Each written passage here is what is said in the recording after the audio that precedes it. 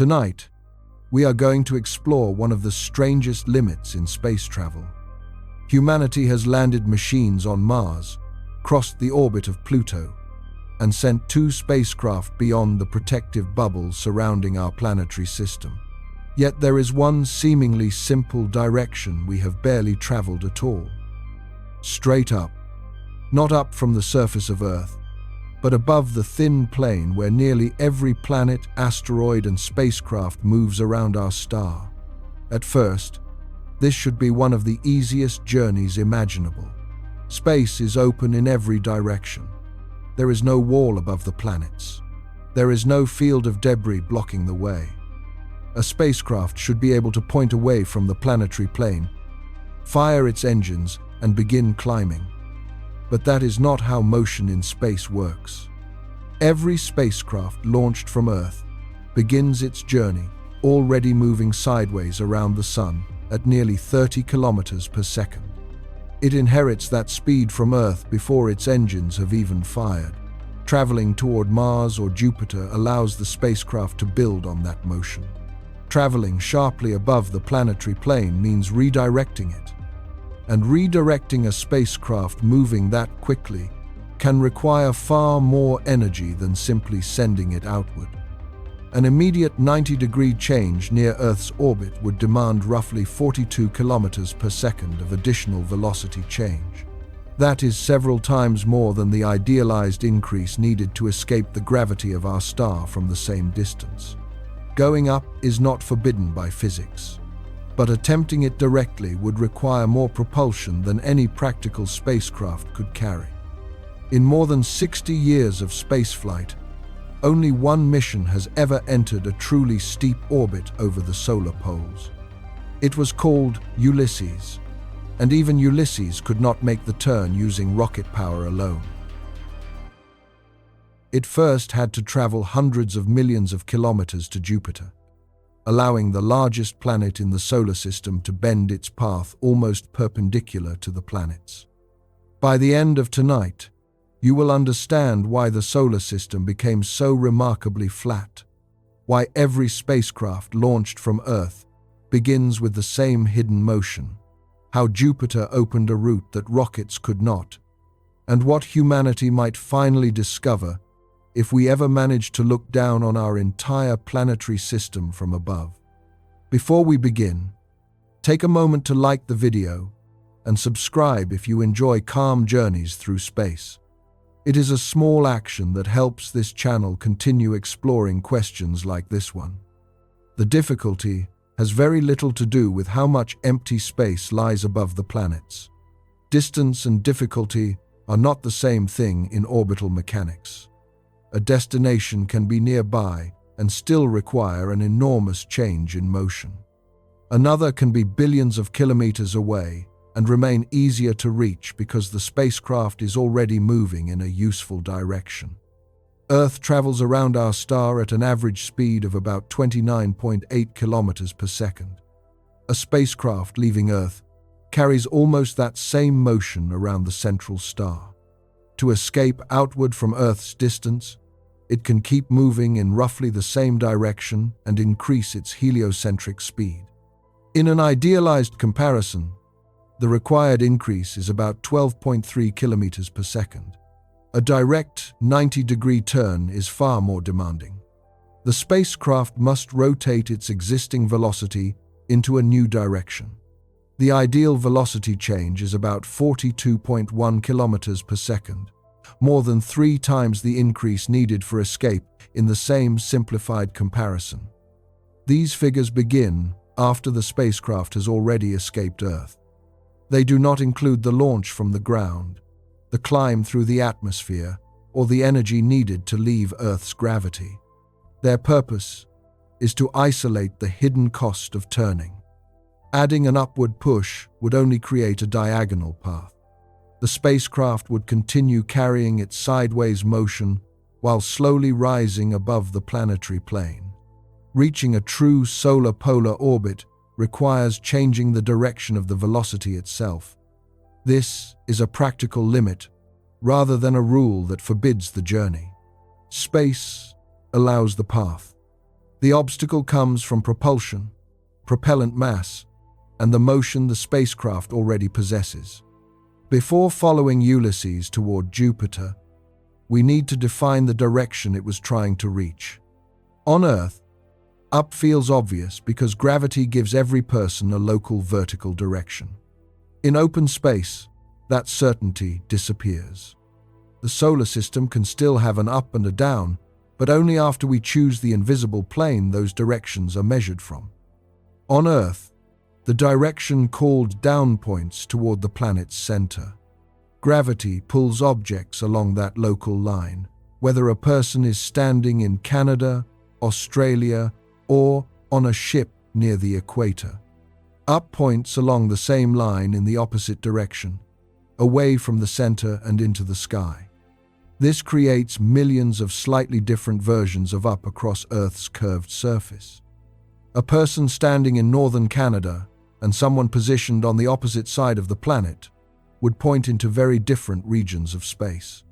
Both directions are correct for the places where those people are standing. Far from Earth, however, its local vertical becomes less useful for describing a journey through the solar system. Space navigation handles this by choosing a reference frame. A reference frame provides an agreed center and a set of directions from which positions and angles can be measured. For missions traveling around our star, one of the most familiar reference surfaces is the ecliptic plane. The ecliptic is based on Earth's orbit. Imagine the path Earth completes during 1 year, then extend the average plane of that orbit outward in every direction. The result is an enormous mathematical sheet passing through the central star. It has no physical thickness or material. A spacecraft crossing it passes through ordinary space, while its recorded position changes from one side of the plane to the other. The ecliptic also appears in the sky from Earth. Over the course of a year, the Sun seems to move along a narrow path against the distant stars. The Moon and visible planets remain close to this path because their orbits occupy roughly the same broad planetary plane. Ancient skywatchers traced the zodiac through this region long before anyone understood that Earth itself was traveling through space. Positions above and below the ecliptic can be described using ecliptic latitude. The system works much like latitude on Earth. A position inside the ecliptic plane has a latitude of 0 degrees. Traveling toward one ecliptic pole increases the angle until it reaches positive 90 degrees. The opposite pole is marked as negative 90 degrees. An orbit receives a related measurement called inclination. Inclination is the angle between the spacecraft's orbital plane and the chosen reference plane. Earth's heliocentric inclination is 0 degrees by definition, because Earth's orbit defines the ecliptic. A spacecraft following the ecliptic closely would also have a low inclination. A heliocentric polar orbit would stand almost upright relative to that plane, giving it an inclination near 90 degrees. The word heliocentric simply means centered on our star. This separates the geometry from an Earth-centered orbit, where engineers may measure inclination against Earth's equator. A satellite can occupy a polar orbit around Earth while still traveling around the central star with nearly all of Earth's original sideways motion. Changing the reference body changes the meaning of the angle. Astronomers also use another reference, called the invariable plane. This plane is calculated from the combined angular momentum of the solar system.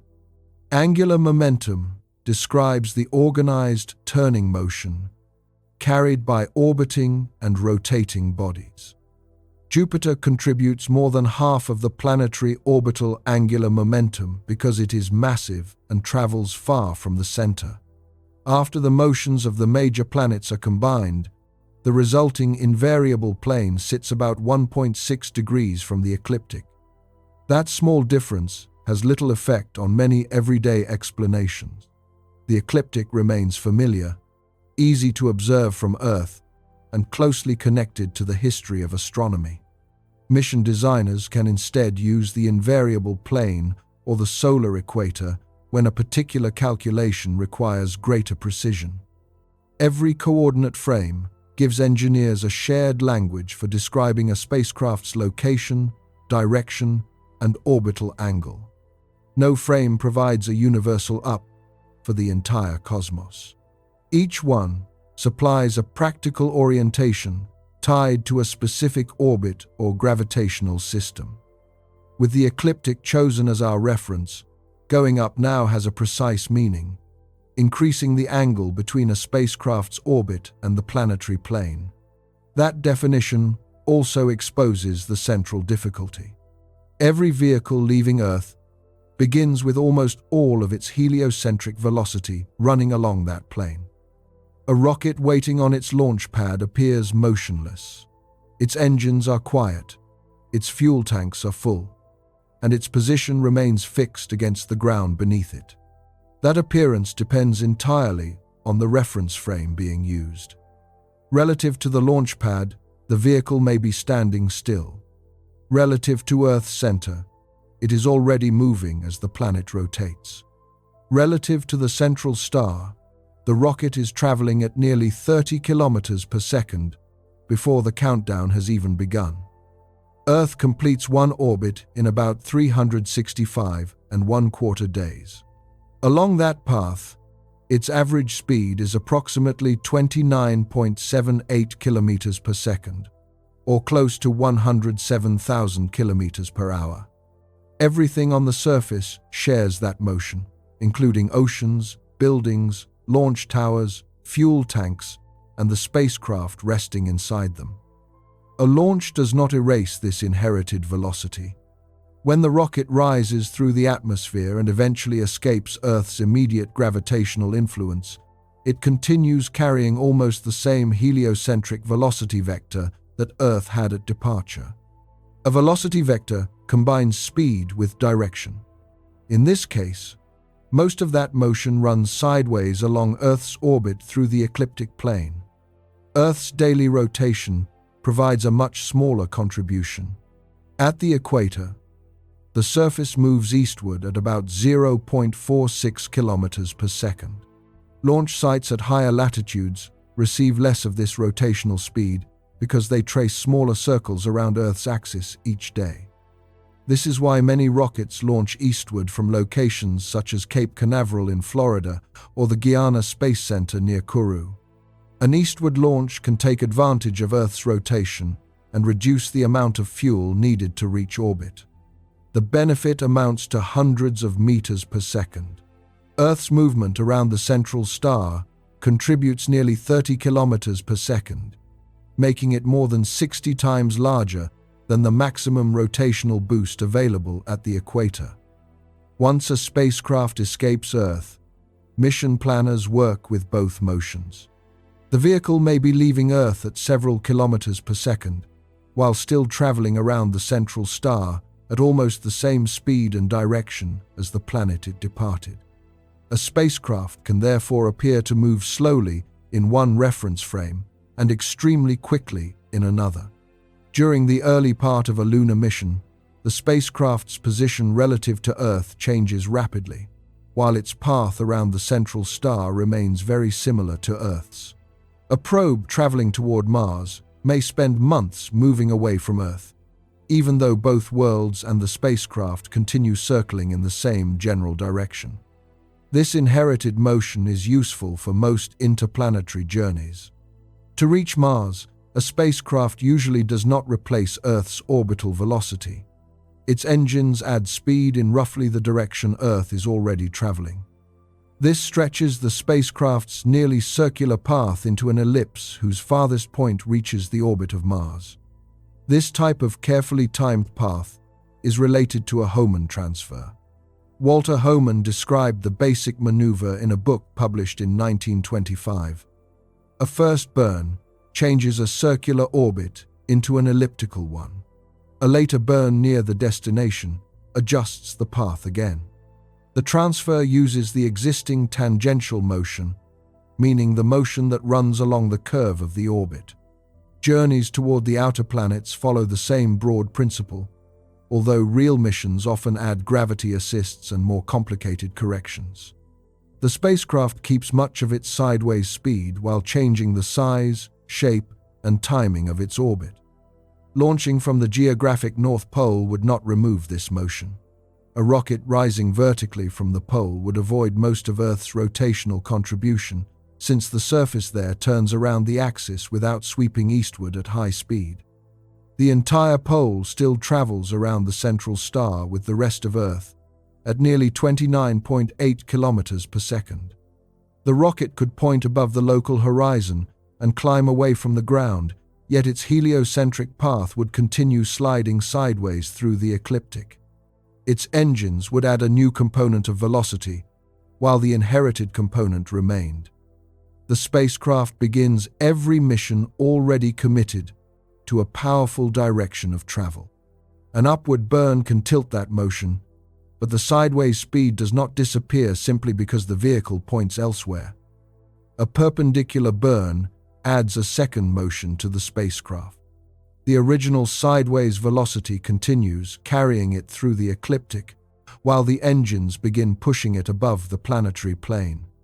The combined path rises diagonally. This follows a basic property of velocity.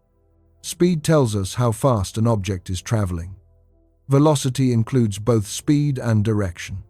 Engineers often represent velocity with an arrow. The arrow points along the spacecraft's motion, and its length represents the speed. A spacecraft circling our star near Earth's orbit would begin with an arrow pointing along the ecliptic at about 29.78 kilometers per second. An engine firing directly upward creates another arrow at a right angle to the first. Adding those arrows produces a diagonal direction. A pure plane change requires something more demanding.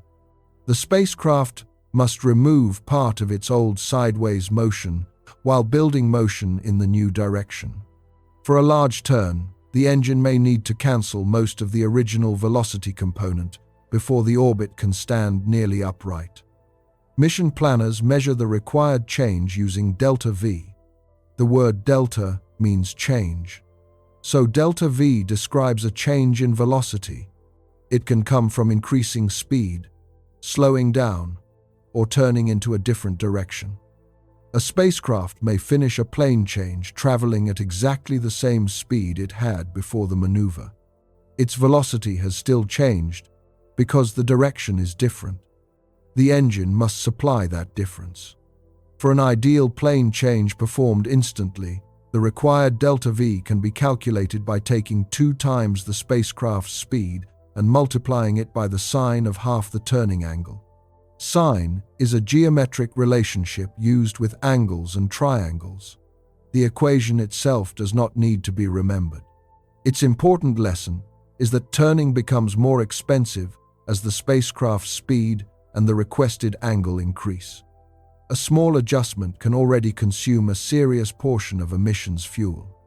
At Earth's average orbital speed, changing the orbital plane by 5 degrees requires approximately 2.6 kilometers per second of delta V. 5 degrees may sound minor. From the center of a circle, it is only 1/72nd of a full rotation. Yet, 2.6 kilometers per second is comparable to the entire propulsion budget carried by some interplanetary spacecraft after launch. Increasing the plane change to 30 degrees raises the cost to about 15.4 kilometers per second. The spacecraft would finish with the same speed around our star, but its direction would now be tilted by 1/6 of a half circle. At 90 degrees, the original orbit and the new orbit stand perpendicular to each other. The ideal plane change at 29.78 kilometers per second requires about 42.1 kilometers per second of delta V. That figure is larger than the spacecraft's starting speed because the maneuver must do 2 jobs at once. It must remove the velocity pointing along the old orbital plane and create velocity pointing along the new one. The difference between those 2 arrows forms the long side of a right-angled triangle. These values describe perfectly timed, instantaneous maneuvers. Real engines burn over a period of seconds, minutes, or much longer. Gravity continues curving the path during that time. Guidance, errors, vehicle mass, and the need for later corrections add further demands. Earth satellites in polar orbits follow a different situation. A weather satellite may travel almost north to south around Earth, with an inclination near 90 degrees relative to Earth's equator. Such missions usually enter that orbit directly during launch. The rocket begins shaping the orbital direction while it is still accelerating. It does not first enter a full-speed equatorial orbit and then rotate that completed orbit by 90 degrees. The relevant speed is also around 7 or 8 kilometers per second in low Earth orbit, far below Earth's nearly 30 kilometer per second speed around the central star. A polar Earth satellite still shares Earth's heliocentric motion. As it circles over the Arctic and Antarctic regions, the entire Earth satellite system continues traveling through the ecliptic together. The expense of going up through the solar system therefore comes from geometry hidden inside motion. The spacecraft sees open space above it, while its velocity remains tied to the flat path inherited from Earth. That flatness reaches far beyond a single planet. Nearly every major world and useful gravity-assist target occupies the same narrow region, because the entire planetary system formed from one ancient rotating disk. The shared plane of the planets began long before any planet existed. About 4.6 billion years ago, the material that would become the solar system occupied part of a cold molecular cloud. These clouds are vast regions of gas and microscopic dust found between the stars. Most of their mass consists of hydrogen and helium. Smaller amounts of carbon, oxygen, silicon, iron, and other heavy elements came from earlier generations of stars that had released material into space. Some disturbance caused part of this cloud to contract under its own gravity. The exact trigger is uncertain. A nearby stellar explosion may have compressed the gas, or the region may simply have become dense enough to collapse without an outside event. The collapsing material already possessed a small amount of net rotation. Individual pockets of gas moved in many directions, but their motions did not cancel perfectly. One direction held a slight advantage. Gravity pulled the cloud inward, and that weak initial rotation became increasingly important. The process followed conservation of angular momentum, the same principle that makes a spinning skater rotate faster when drawing in their arms. As the cloud's radius decreased, its rotation rate increased.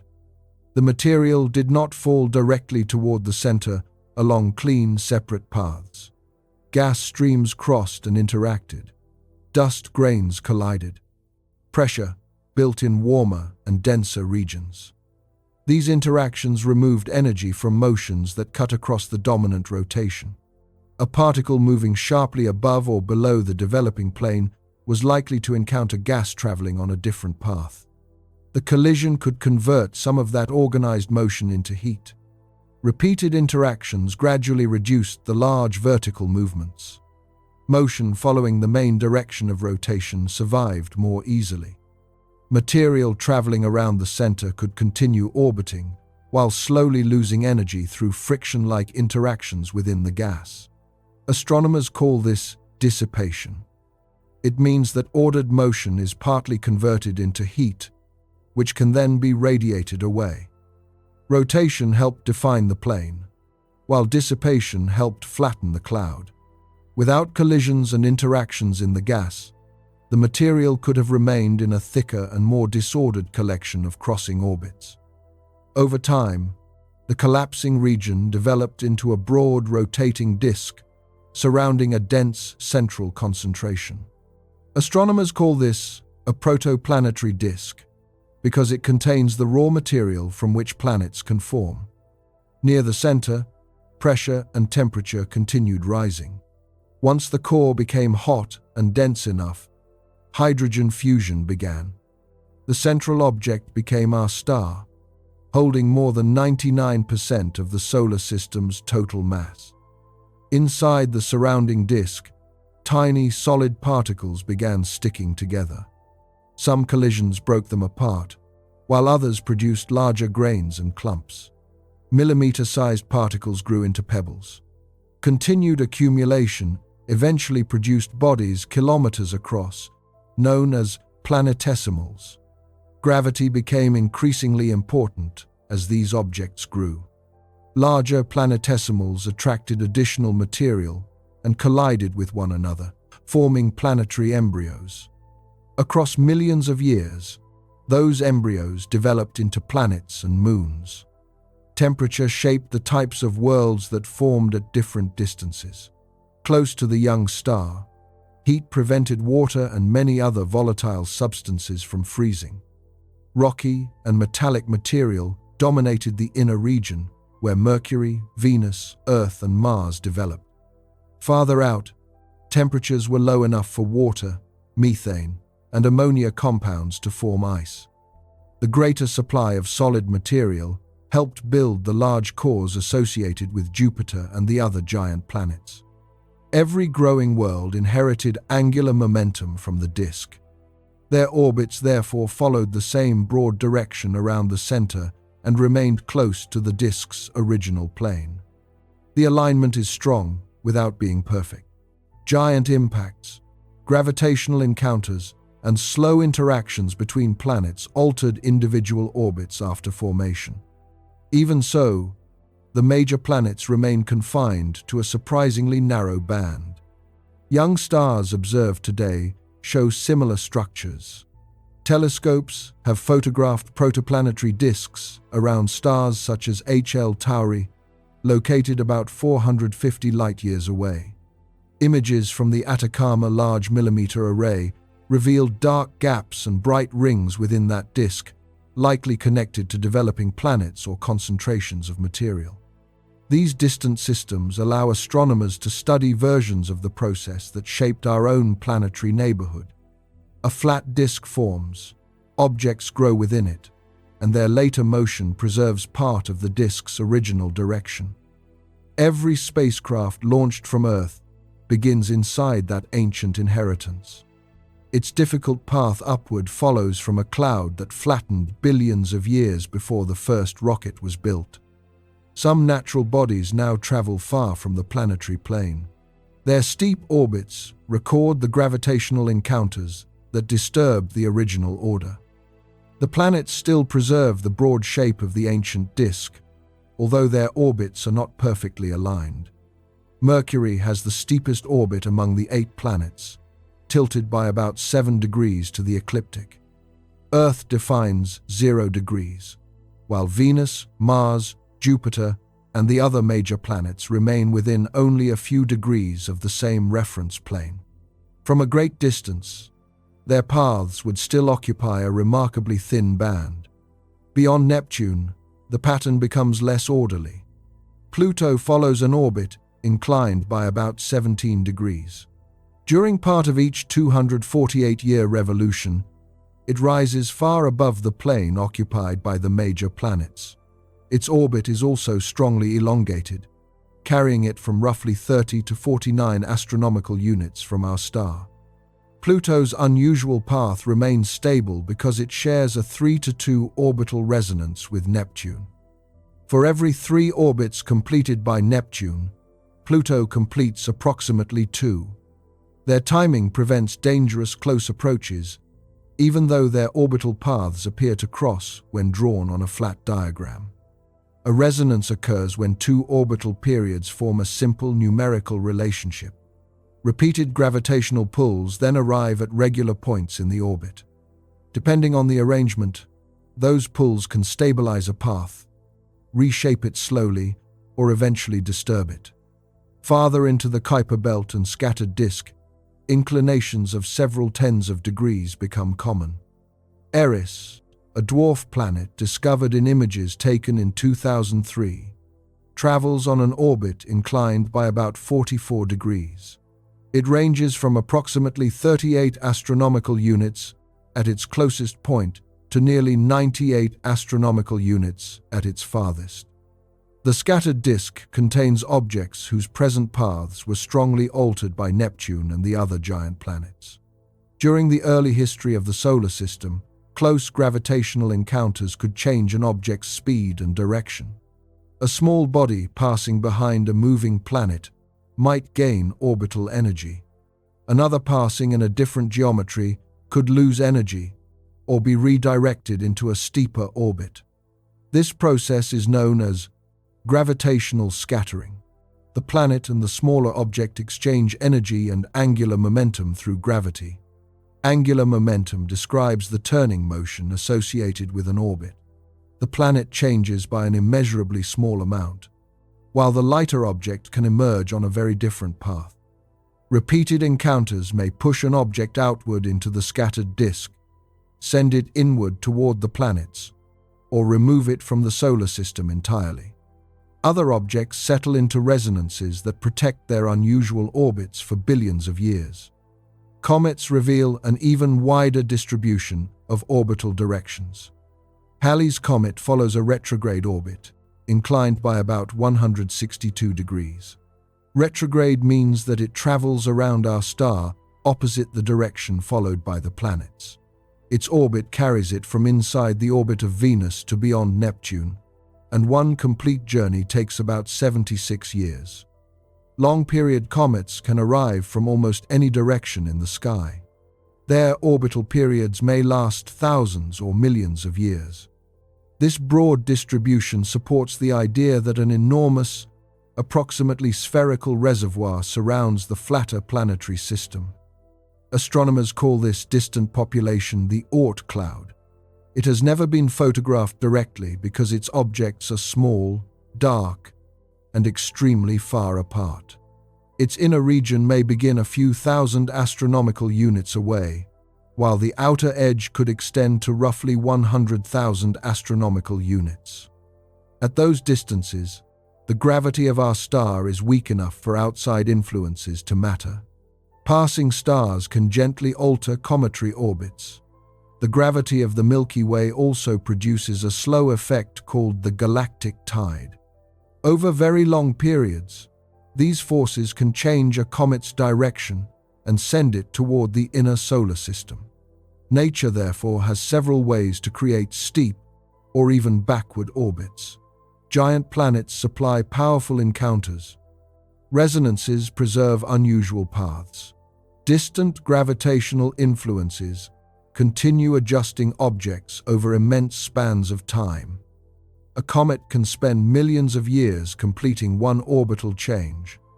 A scattered object may carry the result of an encounter that occurred billions of years ago. Spacecraft missions usually operate for years or decades, leaving no comparable period for slow natural disturbances to build the required inclination.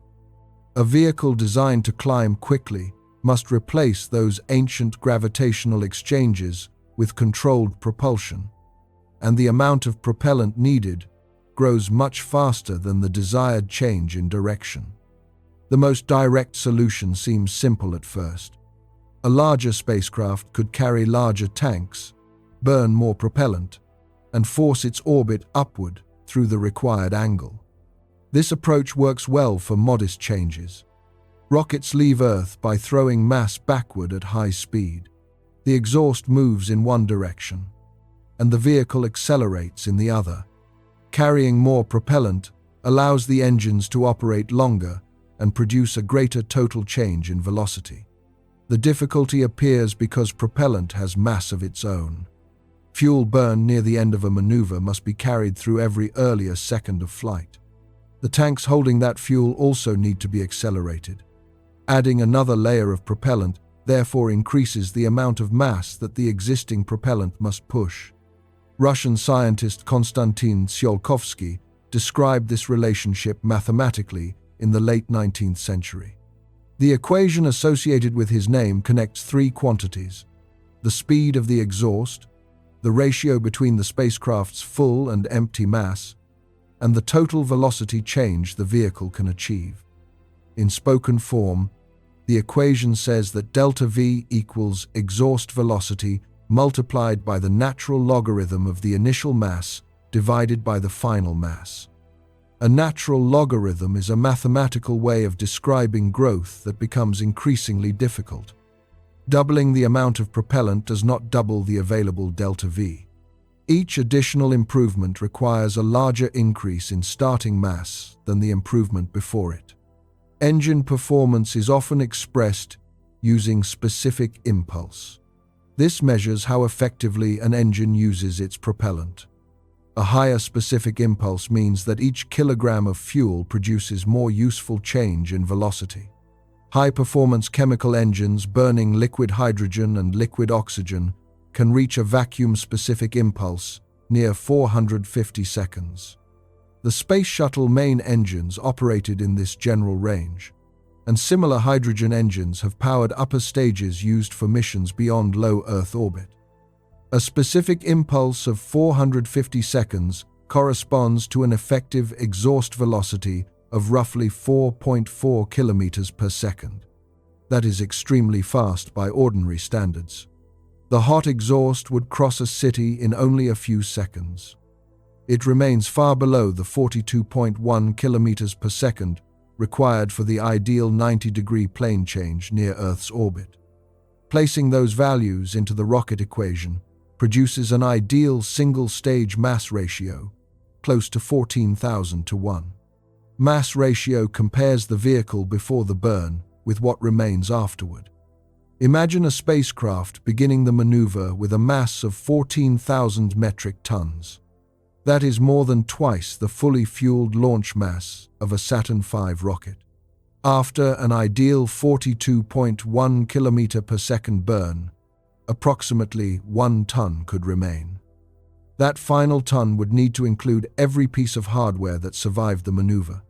It would contain the empty propellant tanks, engine chambers, pumps, insulation, guidance equipment, communications systems, thermal control, electrical power, and scientific instruments.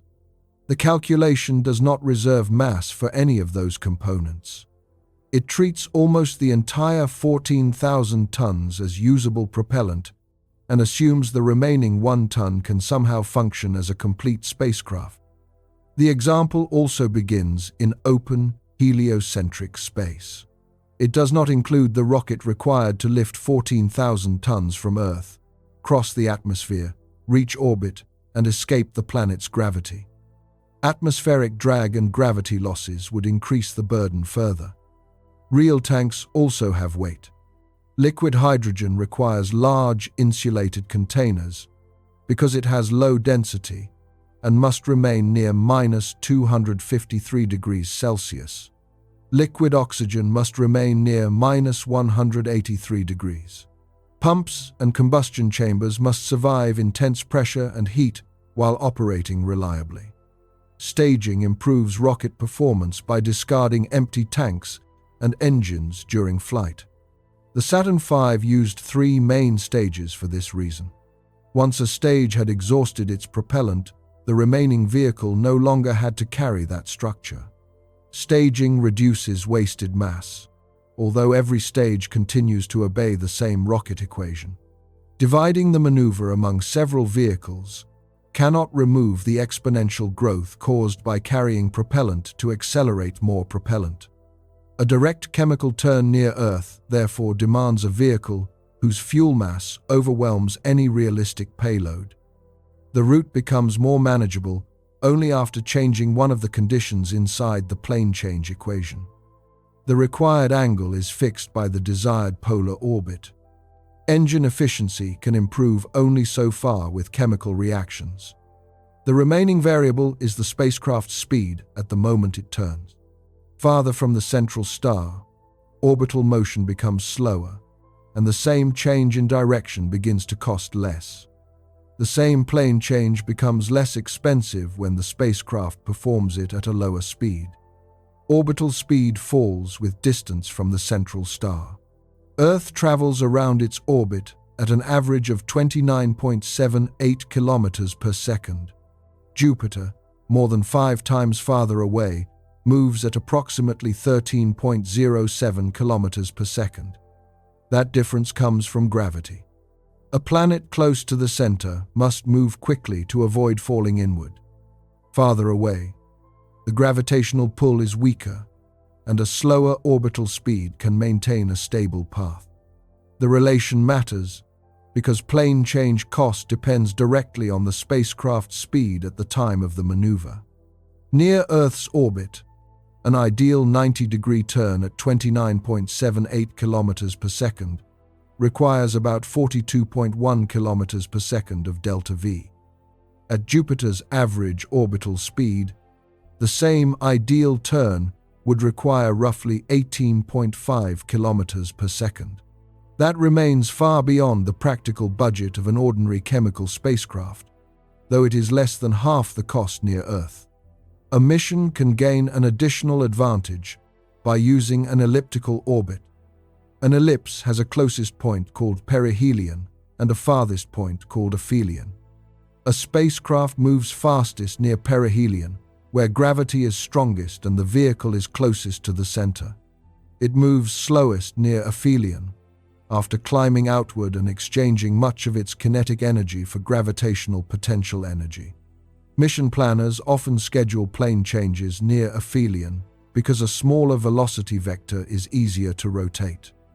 A 5-degree correction that would consume a large amount of propellant near perihelion may cost far less near the distant end of the same orbit.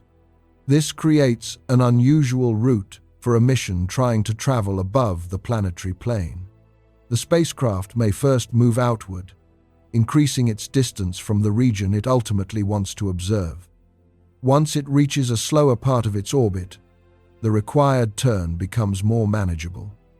Jupiter offers something more powerful than distance alone.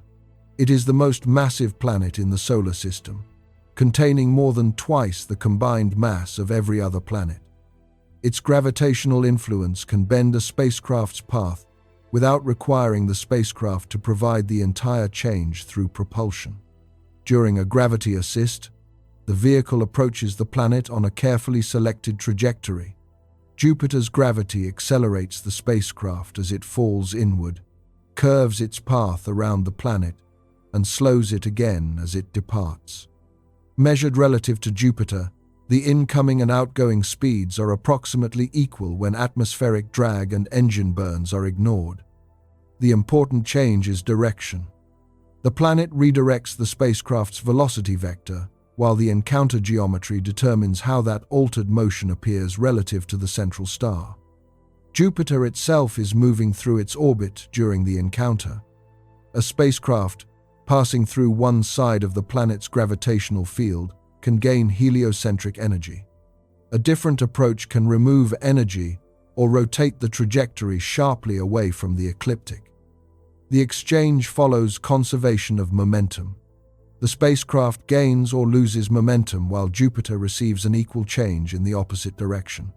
Jupiter's mass is so enormous that its resulting orbital alteration is far too small to measure in any practical mission calculation. Gravity assists, therefore, provide no source of energy from nowhere. The spacecraft exchanges momentum with a moving planet. The planet acts as an immense orbital reservoir, allowing a small vehicle to leave the encounter with a direction or speed that its own engines could never have produced efficiently. Voyager 1 and Voyager 2 used repeated planetary encounters to cross the outer solar system. Galileo used Venus and Earth flybys to reach Jupiter. Cassini followed a route involving Venus, Earth, and Jupiter before arriving at Saturn in 2004.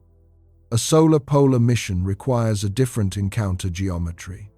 Instead of using Jupiter mainly to increase outward speed, the spacecraft must pass the planet in a way that bends its trajectory steeply above or below the planetary plane.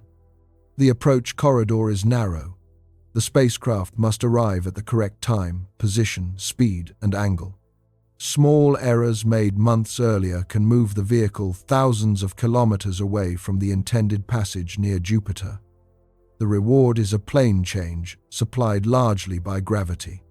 The spacecraft travels outward for years, reaches the largest planet, and leaves on a path that finally carries it toward the polar regions of the solar environment. This was the route chosen for Ulysses. Its journey toward the solar poles began with a launch in 1990 and a long flight in the opposite direction, toward Jupiter. Ulysses began as an attempt to measure the solar environment from a direction no spacecraft had properly explored. Most earlier probes traveled close to the ecliptic, where the planets orbit and where launch opportunities naturally lead. Scientists had gathered detailed measurements near Earth and along routes to other planets. Yet the regions above the solar poles remained almost entirely unsampled. The mission was developed jointly by the European Space Agency and NASA. Europe built the spacecraft and supplied many of its scientific instruments. NASA provided the launch, the radioisotope power source, and access to the deep space network used for communication across hundreds of millions of kilometers. On October 6, 1990, Space Shuttle Discovery lifted off from Kennedy Space Center in Florida during mission STS-41. Ulysses sat inside the shuttle's payload bay beneath a powerful combination of solid fuel upper stages. After deployment, those stages accelerated the spacecraft away from Earth. The launch produced one of the fastest departures ever achieved by a human-built object at that time. Even with that enormous initial speed, Ulysses entered a conventional transfer through the planetary plane. Its first destination was Jupiter. For nearly 16 months, the spacecraft traveled outward across the distance between Earth and the giant planet. During this part of the mission, its orbit remained close to the ecliptic. The unusual turn would happen only after Jupiter's gravity began shaping the trajectory. Ulysses reached the planet on February 8, 1992. At closest approach, it passed roughly 378,000 kilometers above Jupiter's cloud tops. That distance was close enough for the planet's gravity to produce a major redirection, while keeping the spacecraft safely outside the most dangerous parts of the intense radiation environment. The encounter geometry had been arranged years earlier. Ulysses approached from a direction that allowed Jupiter to bend its path southward, away from the ecliptic. Relative to the planet, the flyby curved the spacecraft through the gravitational field. Relative to the central star, the outgoing velocity pointed into a dramatically different orbital plane. No engine aboard Ulysses could have supplied that turn directly. Jupiter acted as the turning mechanism, drawing on the orbital momentum of a planet more than 300 times as massive as Earth.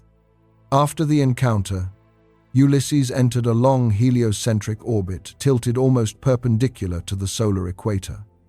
Heliographic latitude measures position north or south of that equator, much as geographic latitude measures position relative to Earth's equator. The new orbit carried the spacecraft from about 1.3 astronomical units at its closest distance to roughly 5.4 astronomical units at its farthest. 1 astronomical unit is the average distance between Earth and the central star, about 149.6 million kilometers. Each full revolution took approximately 6.2 years. Ulysses therefore spent long periods traveling outward and inward between its brief high-latitude passages.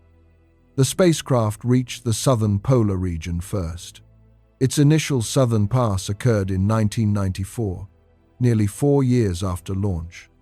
During the following year, it crossed rapidly through lower latitudes and reached the northern polar region in 1995. At its highest points, Ulysses reached approximately 80.2 degrees of heliographic latitude in both hemispheres. A perfect polar position would be 90 degrees, placing the spacecraft directly above one of the rotational poles. Ulysses came within less than 10 degrees of that geometry. Its path never allowed it to remain fixed above either pole. The spacecraft swept through each high-latitude region and continued along its 6-year orbit. This repeated pattern eventually produced 3 sets of polar observations during different phases of solar activity. The original mission had been planned to last about 5 years. Ulysses continued operating for more than 18 years, surviving repeated passages through the inner and outer parts of its orbit. Communication finally ended in 2009, as declining electrical power made it increasingly difficult to prevent the spacecraft's hydrazine fuel from freezing. The route had demanded a precisely timed launch, a journey of more than a year to Jupiter, and several additional years before the first complete north-south survey was finished. That investment produced the first direct measurements of the heliosphere across a wide range of latitudes. Above the familiar planetary plane, Ulysses encountered a solar wind with speeds, boundaries, and magnetic patterns that changed sharply from one region to another. Before Ulysses, scientists already knew that charged particles streamed outward from the solar atmosphere. Spacecraft near Earth had detected both fast and slow forms of this flow, known as the solar wind. Their measurements came mainly from the narrow regions surrounding the ecliptic, so the way those streams were arranged above the poles remained uncertain. The solar wind begins in the corona, the extremely hot outer atmosphere visible during a total eclipse. Temperatures there can exceed 1 million degrees Celsius. At that heat, atoms lose electrons and become plasma, a mixture of electrically charged particles that respond strongly to magnetic fields. Some plasma escapes the corona and continues outward through the planetary system. By the time it reaches Earth's orbit, the flow is already far beyond the speed of any human-built spacecraft. During its first polar survey, Ulysses found a broad region of fast solar wind above the southern pole. The particles traveled at an average speed close to 750 kilometers per second. At that rate, they could cross the distance from Earth to the Moon in less than 9 minutes. The fast wind was also surprisingly steady. Its speed changed much less than the wind usually measured near the ecliptic. Ulysses continued northward and found a similar high-speed flow above the northern polar region. Near the solar equator, the spacecraft encountered a different environment. The slower wind commonly moved at around 350 kilometers per second, less than half the polar speed. Its density, temperature, and magnetic properties varied more strongly over time. During solar minimum, when visible activity is relatively quiet, the two wind regimes formed a broad global pattern. Fast winds spread outward from large polar regions, while slower and more variable streams remained concentrated around the equatorial belt. The fast flow occupied roughly 2/3 of the heliosphere. The source of this contrast lies partly in the structure of the magnetic field near the corona. Polar coronal holes contain regions where magnetic field lines extend outward into interplanetary space. Plasma can escape efficiently along these open paths, producing the fast wind.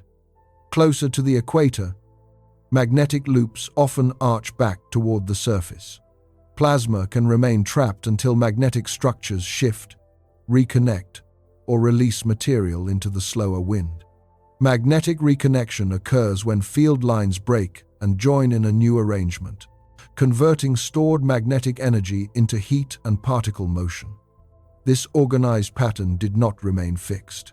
Solar activity rises and falls through a cycle lasting about 11 years. Near maximum activity, dark sunspots become more numerous. Eruptions occur more often, and the global magnetic field becomes increasingly complex. Ulysses completed later polar passes during these more active conditions. The clear division between fast polar wind and slow equatorial wind had weakened. Streams of different speeds appeared across a much wider range of latitudes.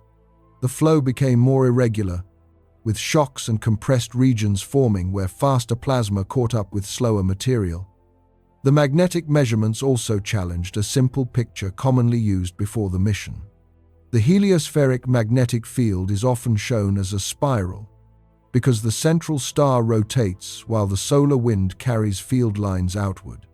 The result resembles the curved pattern produced by water from a rotating sprinkler, Ulysses found that the real field contained folds, fluctuations, and local reversals. Its structure changed with latitude and with the activity cycle.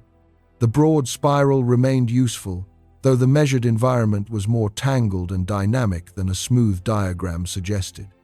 One result was especially important. Far enough from the immediate solar atmosphere, the radial part of the magnetic field was approximately similar across latitude. Radial means pointing outward from the center. Scientists had expected stronger differences between the equatorial and polar regions. This finding suggested that magnetic flux spreads through the heliosphere in a way that reduces large latitudinal differences.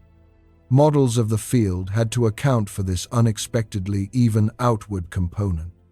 Ulysses also measured energetic particles arriving from solar eruptions and tracked galactic cosmic rays entering from beyond the heliosphere. Instruments detected neutral interstellar gas flowing through the planetary system, along with dust grains that had entered from the space between stars.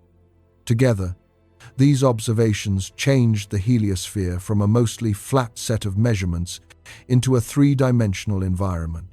Speed, particle composition, magnetic structure, and radiation could now be compared across a wide sweep of latitude. The spacecraft had finally reached the regions above the poles and recorded what moved through them.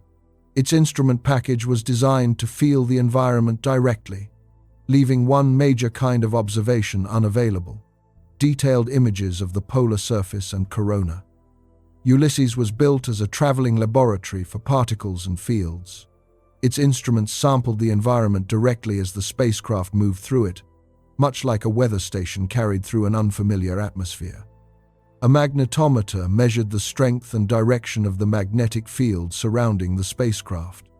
Plasma instruments examined the charged particles flowing outward through the heliosphere. Other detectors recorded solar wind ions, energetic particles, galactic cosmic rays, radio emissions, and microscopic dust grains moving through interplanetary space. These instruments answered questions that could not be solved with photographs. They measured the speed of the polar solar wind, followed changes in its chemical composition, and recorded the way magnetic conditions shifted across latitude. Dust detectors could register the impact of individual grains too small and dark to be seen from a distance. Ulysses carried no imaging telescope capable of producing detailed pictures of the polar photosphere. The photosphere is the bright visible layer usually regarded as the surface of our star. It also lacked the kind of extreme ultraviolet cameras later used to map the hot corona above that surface. This was a deliberate mission choice. Cameras, telescopes, pointing systems, data storage, and transmission equipment all require mass and electrical power. Ulysses had been designed during the 1970s and 1980s around direct measurements of the heliosphere. Its scientific package reflected the most urgent goals of that period. The spacecraft also faced a geometric limitation. Reaching a high latitude did not place it permanently above a pole. Its long orbit carried it from approximately 1.3 astronomical units at its closest point to about 5.4 astronomical units at its farthest. 1 astronomical unit is roughly 149.6 million kilometers. At maximum latitude, Ulysses remained about 2.3 astronomical units from the central star, or around 340 million kilometers away. That distance was more than twice Earth's average orbital distance. Even a powerful camera would have viewed the polar surface from far away. Small magnetic structures, narrow jets, and fine details in the corona would have required instruments designed specifically for remote observation. Ulysses also moved continuously through its orbit. Mission scientists defined the polar passes as periods when the spacecraft traveled above 70 degrees of heliographic latitude. During the first southern and northern passes combined, it spent about 234 days above that threshold. Those months produced an extraordinary survey. although the spacecraft never hovered over one pole. It entered the high latitude region, passed through it, and continued toward lower latitudes on the opposite side of its orbit. A permanent polar observatory would need a different trajectory. It would remain at high inclination while repeatedly observing the same regions over days, months, and changing phases of the activity cycle. Continuous measurements could follow magnetic features as they formed, moved, weakened, and disappeared. Instrument pointing would matter as much as orbital inclination. A field detector can operate while facing almost any direction because it measures the local environment around the spacecraft. A telescope must remain aimed precisely at its target. Its detectors must tolerate intense light and heat while keeping sensitive components within safe operating temperatures. Communication presents another limitation. High-resolution images create far more data than individual measurements of particle speed or magnetic strength. A distant spacecraft must store that information and send it across hundreds of millions of kilometers through a radio link whose signal becomes weaker with distance. Ulysses therefore reached the polar environment before spacecraft engineers had combined extreme latitude with close-range modern imaging. It provided the first broad physical survey, while leaving the detailed polar surface largely dependent on observations made from near the ecliptic. A later mission would need to remain closer, carry remote sensing instruments, and slowly lift its orbit while preserving a useful view of the polar regions. The Voyager spacecraft appear to offer another possibility. Both are leaving the planetary plane at substantial angles, carrying instruments toward regions far above and below the ecliptic. Their paths reveal why an inclined escape trajectory serves a very different purpose from a repeating polar orbit. Voyager 1 and Voyager 2 are already traveling far outside the ecliptic, which can make them seem like natural candidates for the missing polar viewpoint. Voyager 1 is escaping at an angle of approximately 35 degrees north of the ecliptic. Voyager 2 is moving roughly 48 degrees south of it. Those are substantial inclinations, especially when compared with the orbits of the major planets. Their paths came from the same mechanism that lifted Ulysses away from the planetary plane. Giant planets supplied the turns. Voyager 1 launched on September 5, 1977. After passing Jupiter in March 1979, it reached Saturn in November 1980. Its encounter with Titan, Saturn's largest moon, required a carefully chosen trajectory that carried the spacecraft close enough to study Titan's thick atmosphere. That geometry redirected Voyager 1 northward. The Titan flyby ended any possibility of continuing to Uranus or Neptune because the spacecraft left Saturn on a steep path away from the planetary plane. Voyager 2 followed a longer route. It launched on August 20th, 1977, then visited Jupiter, Saturn, Uranus, and Neptune. Its closest approach to Neptune occurred on August 25th, 1989. Neptune's gravity turned Voyager 2 southward. The spacecraft also passed within about 40,000 kilometers of Triton, Neptune's largest moon.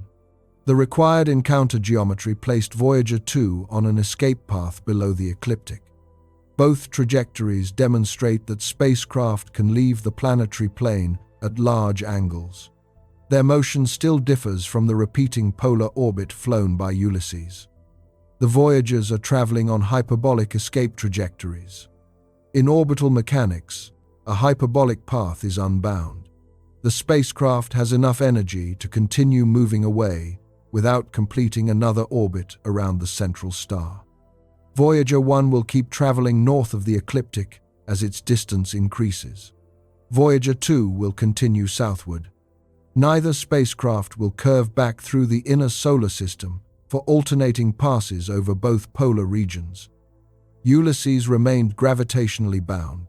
Its 6.2-year orbit carried it through the southern polar region, across lower latitudes, and then into the northern polar region. That repeating path allowed scientists to compare different hemispheres and different phases of solar activity. The Voyagers provide only one outward track each. Their growing distance also makes detailed observations of the inner solar system increasingly difficult.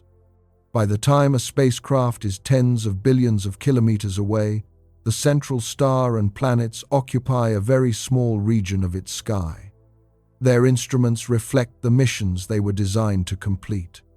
Voyager 1's cameras captured its final planned planetary images in 1990, when the spacecraft turned back to photograph the planets from beyond Neptune's orbit. That sequence included the image later known as the pale blue dot. Voyager 2's imaging mission ended after the Neptune encounter in 1989. The cameras were no longer needed for close planetary flybys, and operating them would have consumed power, data storage, and communication time. The surviving instruments focus on the environment surrounding each spacecraft. They measure magnetic fields, charged particles, plasma waves, and cosmic rays. These tools have been especially useful near the outer boundary of the heliosphere and within interstellar space. Voyager 1 crossed the heliopause in August 2012. The heliopause is the outer boundary where the solar wind gives way to the surrounding interstellar environment. Voyager 2 crossed in November 2018, providing measurements from a different location and direction.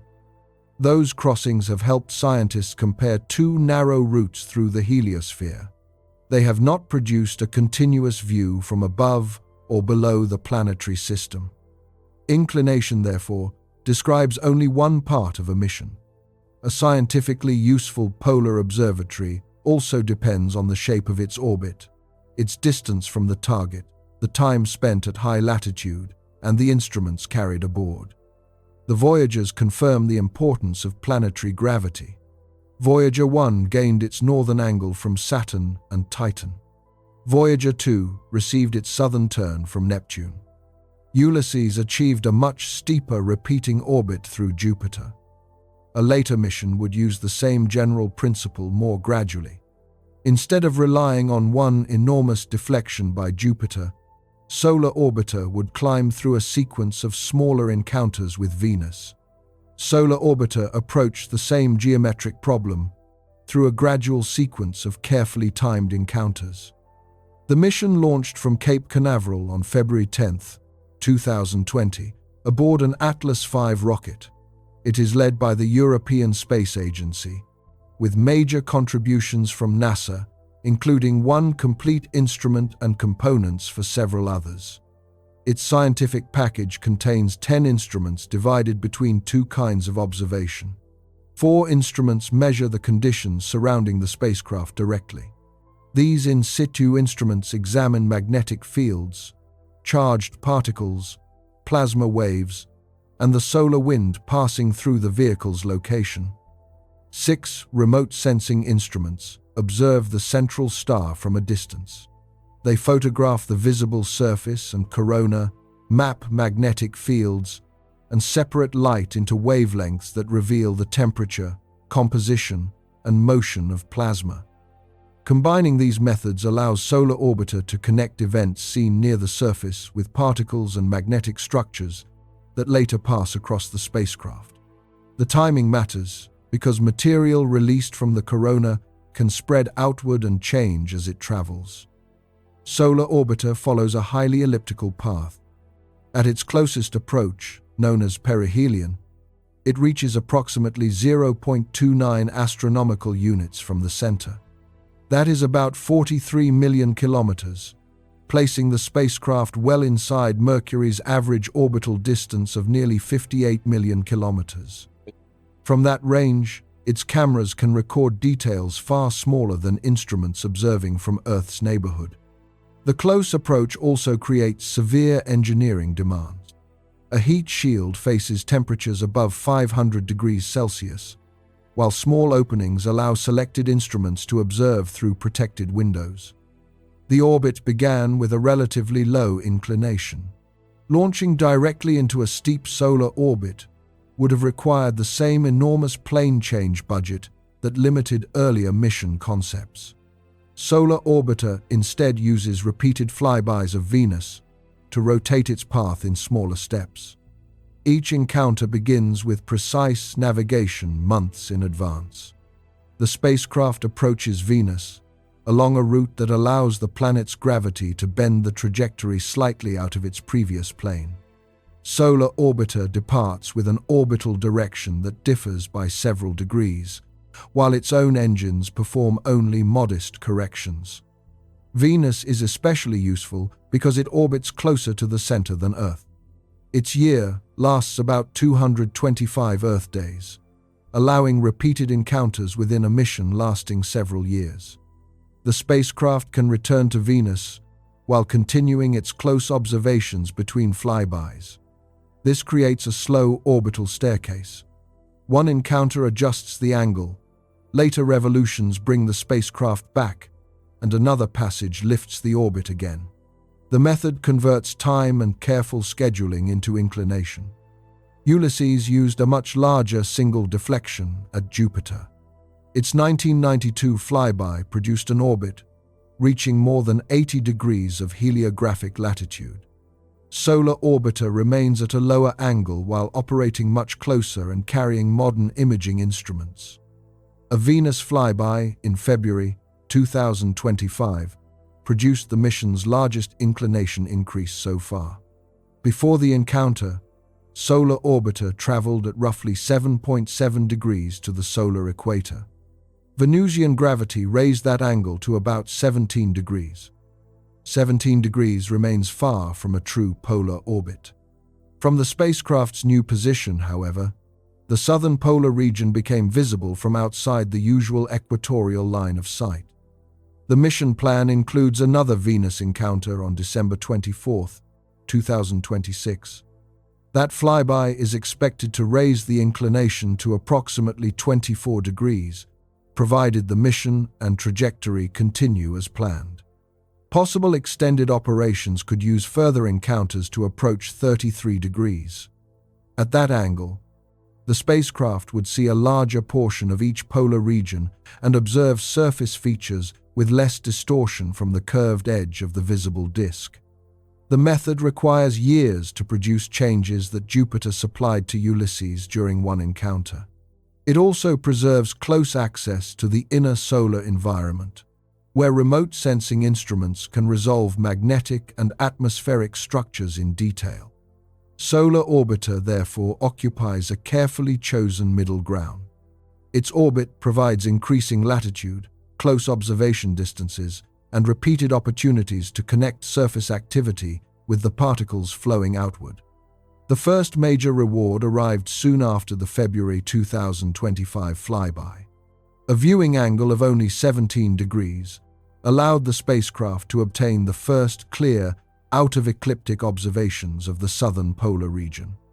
On March 16th and 17th, 2025, Solar Orbiter observed the southern polar region from about 15 degrees below the solar equator. The angle was modest compared with Ulysses, which had once reached more than 80 degrees of heliographic latitude.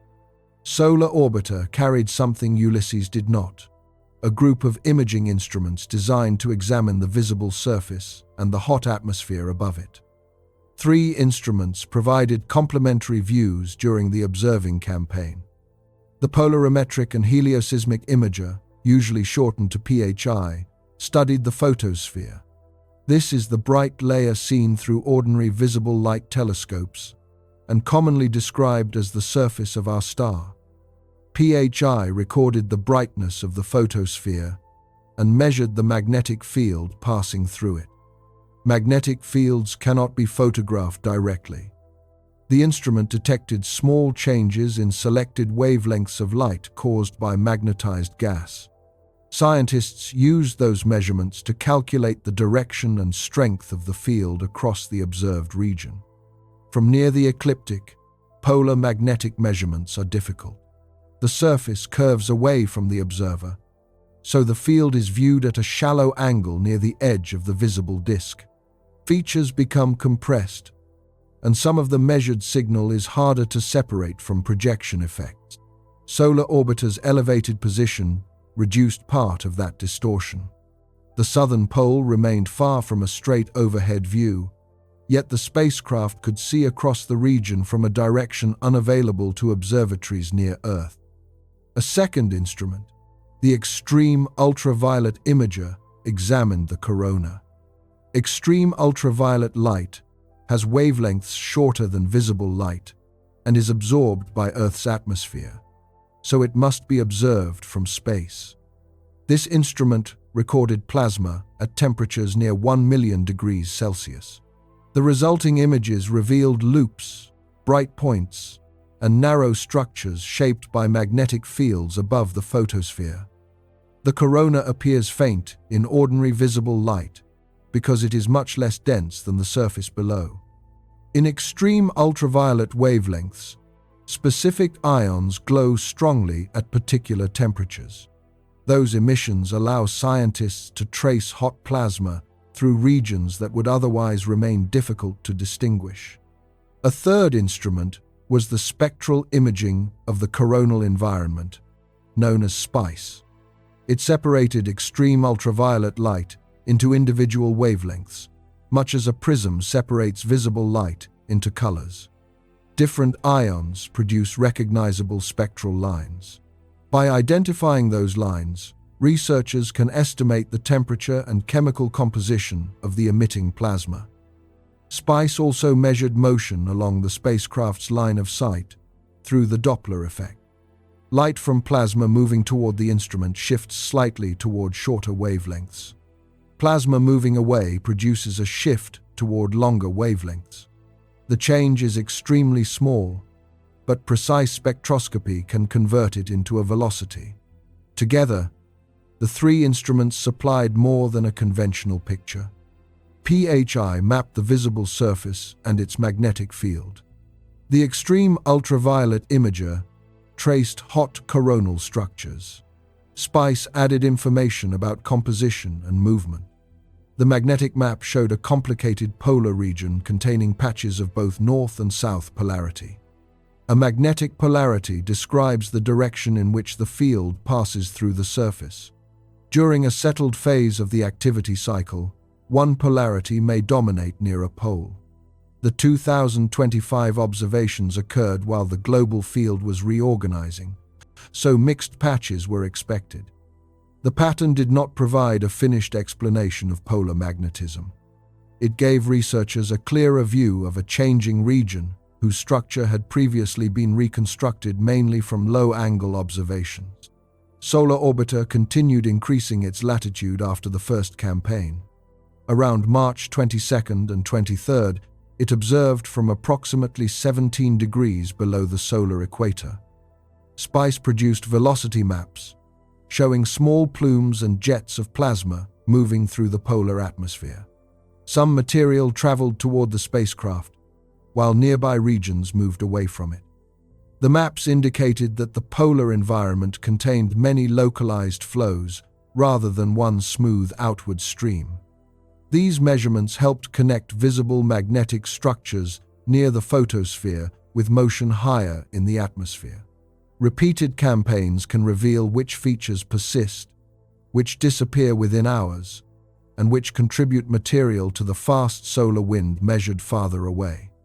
The achievement depended on a relatively small change in viewing angle. 17 degrees left Solar Orbiter far from a true polar orbit. Yet that elevation exposed details hidden by the usual equatorial perspective. Those magnetic patches matter beyond the southern pole. They belong to a global field that weakens, reverses, and rebuilds through the solar activity cycle. Across roughly 11 years, the activity of our star rises from a quieter minimum to a more active maximum, and then declines again. The number of visible sunspots changes during this cycle, along with the frequency of powerful eruptions and disturbances in the surrounding magnetic field. Sunspots are cooler, darker regions where concentrated magnetism interferes with the normal movement of hot plasma. They often appear in groups and can persist for days or weeks. During an activity minimum, observers may record long periods with few visible spots. Near maximum, several complex groups can cross the visible surface at the same time. The magnetic cycle continues beyond this familiar 11-year rhythm. Near each maximum, the large-scale north and south magnetic poles reverse direction. A pole that previously carried one polarity weakens, approaches zero, and gradually rebuilds with the opposite polarity. After about 11 years, the field has reversed. Returning to the original magnetic arrangement takes approximately 22 years. This reversal develops through the movement of magnetic flux across the surface. Magnetic flux describes the amount of magnetic field passing through a particular area. Active regions emerge at lower and middle latitudes, carrying patches of opposite polarity. Flows in the outer layers gradually transport some of this magnetic material toward the poles. These slow currents are often compared with broad conveyor belts moving across the surface. As new flux arrives, it cancels portions of the older polar field. Continued transport eventually weakens the original polarity enough for the opposite one to become dominant. The process rarely happens everywhere at once. One pole may reverse months before the other. Small patches of older polarity can remain while newer magnetic regions spread around them. Solar Orbiter's 2025 measurements captured this kind of transitional structure near the southern pole. Its magnetic maps contained neighboring areas where field lines pointed inward and outward. That mixed pattern reflected an ongoing reorganization rather than a settled permanent state. Repeated observations can show whether individual patches merge, disappear, or contribute to the field that dominates later in the cycle. The polar field also carries information about what may develop during the following cycle. Stronger polar fields near activity minimum have often been associated with a stronger cycle afterward. Researchers use these measurements as one input when estimating future activity. Direct polar measurements remain difficult from Earth's neighborhood. Telescopes near the ecliptic view the poles close to the curved edge of the visible disk. A magnetic region covering a large surface area can appear compressed into a narrow strip. This effect is called foreshortening. The geometry resembles looking across a flat field from ground level. Distant features overlap, and their true sizes become harder to judge. Magnetic measurements face an additional difficulty because the instrument detects how much of the field points along its line of sight. A field directed mostly sideways relative to the telescope produces a weaker and less certain signal. Researchers can correct part of this problem mathematically, though the corrections depend on assumptions about the hidden geometry. A spacecraft observing from higher latitude reduces those projection errors. Solar Orbiter's 17-degree view already improved access to the southern polar region. Future observations from 24 or 33 degrees could provide clearer measurements during later phases of the cycle. A true polar observatory would follow the field through an entire reversal from a much more direct angle. It could track the arrival of new magnetic flux, measure how quickly old polarity disappears, and compare the timing of changes in both hemispheres. These measurements would improve models of the solar dynamo. The dynamo is the process inside the electrically conducting plasma that generates and reorganizes the global magnetic field. Internal rotation, rising and sinking material, and large-scale flows all contribute to its behavior. More accurate dynamo models could support better forecasts of future activity, although polar data alone cannot provide complete predictions. Eruptions also depend on rapidly changing magnetic structures in active regions, and many of those changes remain difficult to forecast precisely. The practical effects extend to Earth and spacecraft throughout the inner solar system. Strong space weather events can disturb radio communication, reduce navigation accuracy, damage satellite electronics, and increase radiation exposure for astronauts. Electric currents induced in long power lines can also place stress on electrical infrastructure. A clearer view of the poles would therefore improve more than the scientific description of a remote region.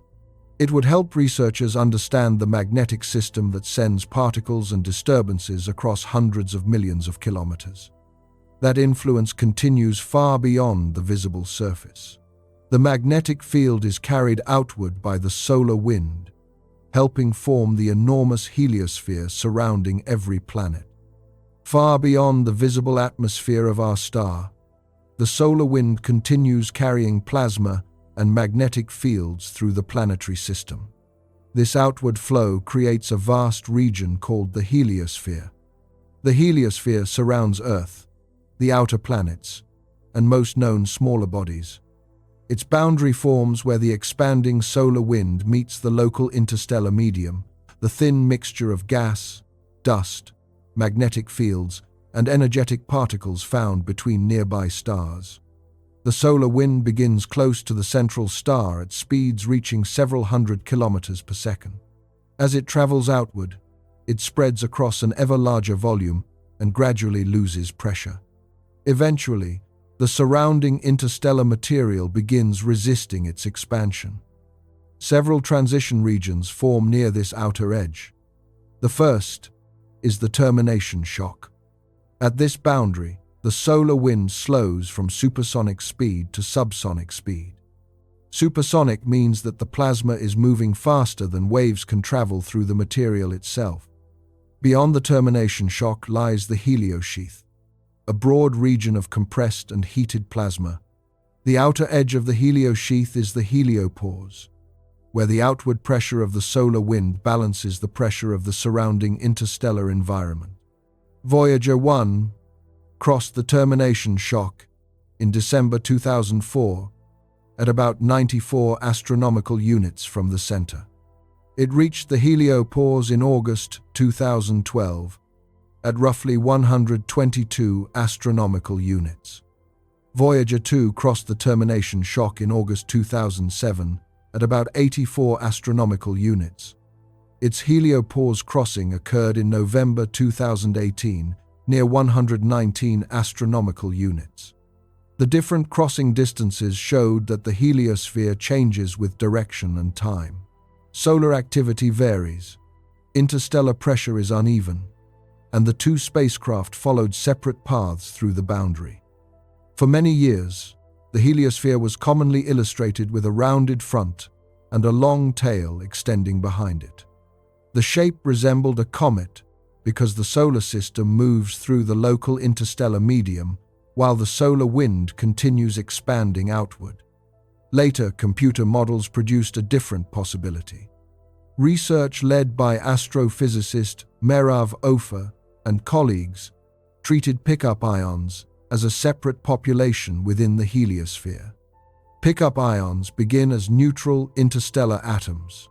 After losing an electron, they become electrically charged and are swept into the solar wind by magnetic fields. These particles can hold a large share of the energy near the outer boundary. Models that follow them separately have produced a shorter heliosphere with two broad lobes extending away from the central region.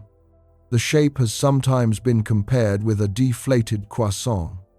That image represents a mathematical model rather than a photograph. Other simulations continue to produce longer tails, and the predicted structure changes according to assumptions about magnetic fields, particle behavior, and the surrounding interstellar flow. Voyager 1 and Voyager 2 provide the only direct crossings of the heliopause. Each spacecraft measured conditions along a single narrow route. Two lines through an enormous structure cannot reveal its complete shape. Additional information comes from missions such as the Interstellar Boundary Explorer, usually called IBEX. Launched in 2008, IBEX detects energetic neutral atoms arriving from the outer heliosphere. These particles often begin as charged ions near the boundary. When an ion captures an electron, it becomes electrically neutral. Magnetic fields no longer bend its path strongly, allowing it to travel across the heliosphere in a relatively straight line. By measuring the direction and energy of arriving particles, researchers can build maps of distant regions they cannot photograph directly. These maps provide indirect evidence about pressure, particle populations, and magnetic structure near the boundary. The heliosphere also affects the amount of galactic cosmic radiation reaching the inner planetary system. Galactic cosmic rays are extremely energetic particles arriving from outside the solar system. The solar wind and heliospheric magnetic field deflect part of this radiation, although they do not block it completely. A spacecraft traveling far above the ecliptic could test whether the termination shock and heliopause sit at different distances over the poles. It could measure how fast solar wind interacts with the boundary at high latitude and determine whether the proposed lobes continue outside the regions sampled by the voyagers. Such a mission would turn two direct crossings and distant particle maps into a more complete three-dimensional survey. Leaving the planetary plane would also carry the spacecraft away from much of the interplanetary dust concentrated near the ecliptic, reducing a faint glow that affects some of the most sensitive astronomical observations. A high-inclination spacecraft would leave behind more than the crowded geometry of the planets. It would also climb away from much of the fine dust spread through the inner solar system. Under a dark sky, this dust can sometimes be seen from Earth as zodiacal light. The glow appears as a faint, broad cone rising from the horizon before dawn or after evening twilight. It follows the ecliptic because most of the dust is concentrated near the same plane as the planetary orbits. Individual grains are usually far too small and widely separated to see directly. Many measure only a fraction of a millimeter across. Their combined effect becomes visible when sunlight scatters from enormous numbers of particles distributed across millions of kilometers. The cloud is densest inside the orbit of Jupiter and becomes brighter toward the central regions of the solar system. A person observing from Earth sees through a long path of dust when looking along the ecliptic, which increases the total amount of scattered light entering the eye or telescope. Comets provide an important source of this material. As a comet approaches the inner solar system, heat releases gas and carries dust away from its surface. Some grains form the visible tail, while others remain in orbit after the comet has moved on. Asteroid collisions also produce dust. A collision between two rocky bodies can release fragments, ranging from large pieces to microscopic particles. Continued impacts grind some of that material into finer grains that spread along related orbital paths. Researchers continue studying how much of the zodiacal cloud comes from comets and how much comes from asteroids. Measurements from spacecraft, infrared telescopes, and dust detectors suggest that both populations contribute, with the balance changing across different sizes and regions. The grains do more than scatter visible light. They absorb energy and warm to temperatures determined by their size, composition, and distance from our star. That stored energy is later emitted as infrared radiation. Infrared telescopes are especially sensitive to this glow. In several wavelength ranges, zodiacal emission can dominate the diffuse background seen from within the inner solar system. A faint, distant galaxy may produce less infrared light in a detector than the dust spread through our own planetary neighborhood. Astronomers can model and subtract part of this foreground. The process depends on knowing how dust density changes with distance, latitude, particle size, and viewing angle. Small errors can leave behind patterns that resemble the weak signals researchers are trying to measure. An observatory traveling well above the ecliptic would look through a thinner section of the dust cloud. The improvement would vary with wavelength and observing direction, although selected measurements could gain a noticeably darker background. This kind of location could help with studies of faint galaxies, diffuse light between galaxies, and dusty disks surrounding other stars. It could also improve maps of the zodiacal cloud itself by allowing instruments to measure its thickness from outside the densest region. The spacecraft would still pass through some dust. The cloud does not end at a sharp boundary, and inclined cometary particles can travel well above the main plane. Dust detectors could count individual impacts while recording the direction and speed of arriving grains. Those measurements would reveal how the cloud thins with latitude. They could also distinguish particles moving on ordinary prograde orbits from grains arriving on more unusual inclined or retrograde paths. The visual experience would remain much less dramatic than many illustrations suggest. From high above the ecliptic, the planets would appear as tiny points separated by vast darkness. Their orbital paths would remain invisible because an orbit is a mathematical route rather than a glowing trail. Earth would be a small moving dot. Jupiter would appear brighter, though still separated from the inner planets by hundreds of millions of kilometers. Even from an ideal polar position, no single camera would capture the solar system as a neat set of luminous rings. A scientifically useful global portrait would emerge from many kinds of evidence gathered over time. Images would locate bright objects. Dust impacts would reveal the distribution of small particles. Magnetic instruments would trace the heliospheric field, while navigation data would define every measured position precisely. The result would be a reconstructed three-dimensional map rather than one overhead photograph. It could show where dust is concentrated, how far the cloud extends above the ecliptic, and how its structure connects with comets and asteroid families. Climbing out of the plane would therefore improve the darkness available to certain telescopes, while adding a new way to study the material surrounding the planets. Reaching that cleaner vantage requires propulsion capable of changing an orbit for months or years. The most promising systems begin with forces far smaller than those produced by a chemical rocket and allow those forces to accumulate patiently. Chemical rockets create their greatest effect during brief periods of intense thrust. An upper stage engine may burn for several minutes, consuming propellant at a rapid rate while changing the spacecraft's speed by kilometers per second. Ion propulsion works over a very different timescale.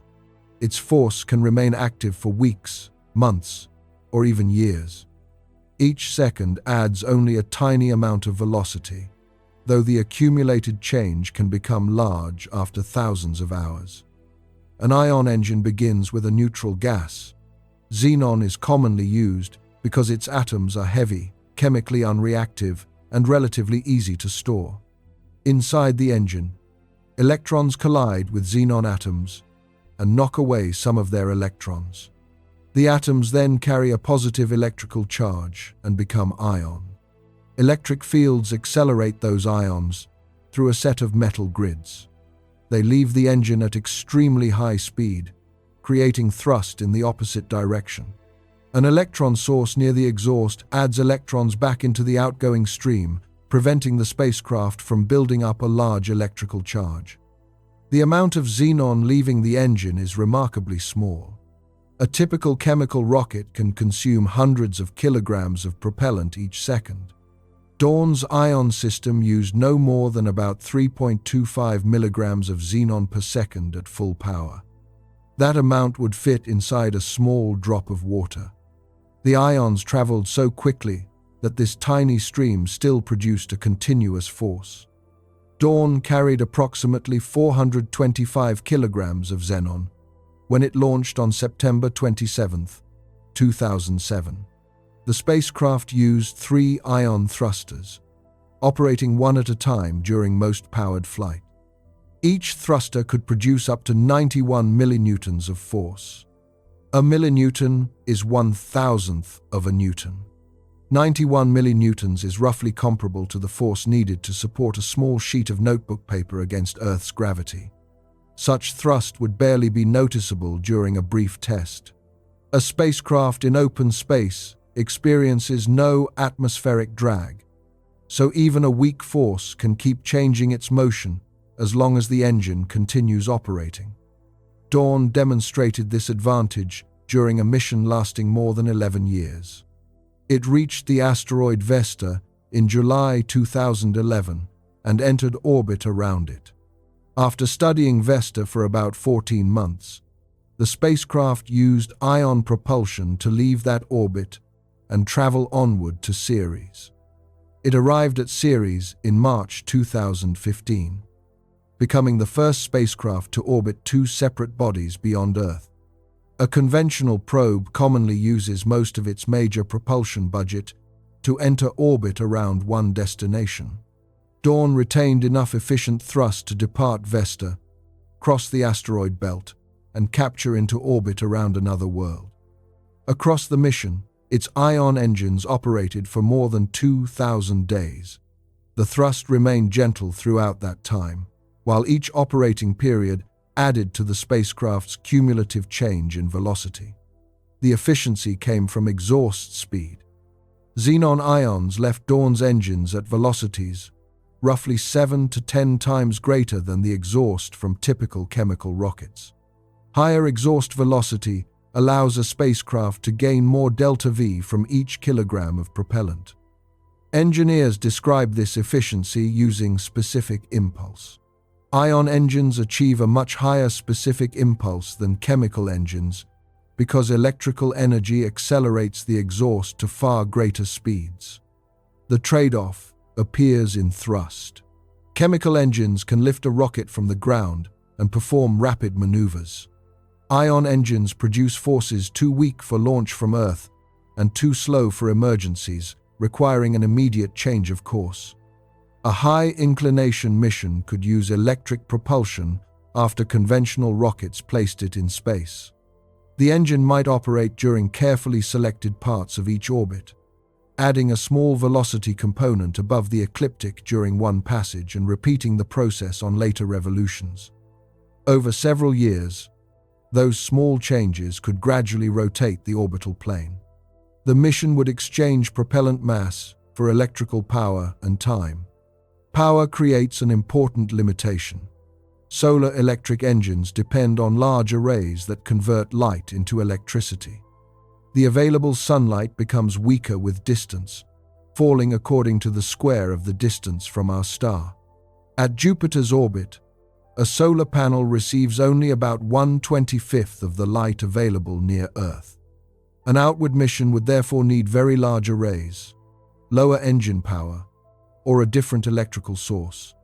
Long operating periods also demand durable grids, reliable electronics, and enough xenon for years of thrusting. Ion propulsion makes large accumulated changes possible with modest propellant. The journey becomes practical only after accepting a slow turn spread across a substantial part of the mission. A solar sail follows the same patient logic while removing the need to carry and expel xenon. Its continuous push comes from the momentum of light itself. Light can move a spacecraft because every photon carries momentum. A photon has no rest mass, yet its energy allows it to exert a tiny force when it strikes a surface. Most sunlight is absorbed or reflected without producing any noticeable motion in everyday objects.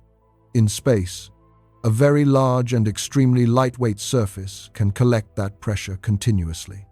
The result is a solar sail. A reflective sail receives a slightly stronger push than a dark absorbing surface. Incoming photons change direction when they reflect, transferring momentum to the sail in the process. The force remains extremely weak, though it continues for as long as the sail is illuminated and properly oriented. A solar sail carries no fuel for this acceleration. Its energy and momentum come from sunlight, while the spacecraft controls the direction of the force by changing the sail's angle.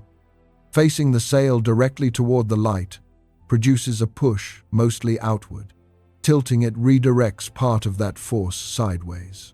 Mission planners can use that sideways component to change the size, shape, or inclination of an orbit over many revolutions. For a mission trying to climb above the solar equator, the sail would be angled so that part of the pressure acts outside the existing orbital plane. Each pass adds a small vertical component to the spacecraft's velocity. Repeating the process gradually rotates the entire orbit. The force becomes stronger closer to our star because light intensity increases as distance decreases. At half of Earth's orbital distance, a sail receives about 4 times as much sunlight per square meter. This makes the inner solar system especially useful for missions that depend on radiation pressure. One detailed proposal is called the High Inclination Solar Mission. It remains a studied concept rather than an approved flight, though its trajectory shows how a solar sail could reach latitudes far beyond those planned for solar orbiter. The proposed journey begins in a relatively ordinary, low-inclination orbit. The sail then angles its thrust so that the spacecraft slowly spirals inward. According to one mission study, reaching a nearly circular orbit at 0.48 astronomical units would take approximately 2.6 years. That distance is about 72 million kilometers from the center, placing the spacecraft between the average orbits of Mercury and Venus. The inward spiral serves a practical purpose. Stronger sunlight at 0.48 astronomical units produces greater acceleration than the same sail would receive near Earth. Once the spacecraft settles into this inner orbit, the mission enters an inclination-building phase. The sail is repeatedly tilted so that radiation pressure pushes partly above or below the orbital plane. A proposed rate of up to roughly 10 degrees per year would allow the orbit to rise gradually through 30 degrees, then continue toward much higher latitudes. The full concept aims to exceed 75 degrees of heliographic inclination. That angle would place the spacecraft far above most planetary trajectories and provide a sustained view of the polar regions.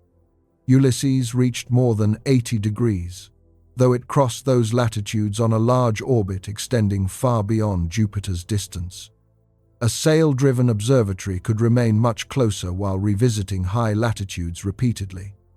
One version of the mission design used a sail covering roughly 7,000 square meters. A square sail of that area would measure about 84 meters along each side, similar in length to a large passenger aircraft.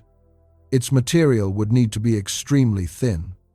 Every added kilogram reduces acceleration, so the sail, supports, deployment system, instruments, communications equipment, and spacecraft structure must remain carefully balanced.